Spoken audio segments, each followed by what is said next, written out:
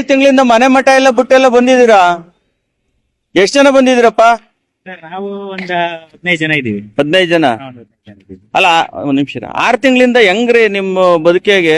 ಬದುಕಿ ಅಂದ್ರೆ ಇನ್ನೇನ್ ಮಾಡಕ್ಕಾಗಲ್ಲ ಸರ್, ನಾವು ವಲಸೆ ಹೋಯ್ತೀವಲ್ಲ, ಹಾ. ಅದರಿಂದ ಎಲ್ಲೆಲ್ಲೂ ಮೇವು ಸಿಗುತ್ತೋ ನಾವು ಅದರಿಂದ ಊಟ ತಿಂಡಿಗೆ? ಊಟ ತಿಂಡಿ ನಾವು ಮರಿಗಳು ಮಾರ್ಕೊಂಡೆ ಮಾಡ್ತೀವಿ.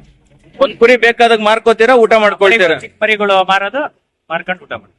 ಆಮೇಲೆ ಮಂದೆ ಹಾಕ್ತವ್ರು ಕೊಡ್ತಾರೆ, ಅವಾಗ ಅದು ಮೇಂಟೈನ್. ಈಗ ಎಷ್ಟು ನಿಮ್ಗೆ ದುಡ್ಡು ಸಿಗುತ್ತೆ ನಮ್ಗೆ ಒಂದ್ ವರ್ಷಕ್ಕೆ ಮಂದೆಗೆ ಅಂದ್ರೆ? ಮಂದೆಗೆ ಡೈಲಿ ಒಂದು 1,500 2,000 ಹಾ, ಕೊಡ್ತಾರೆ ಡೈಲಿ ಊಟ ತಿಂಡಿಗೆ ಆಗತ್ತೆ.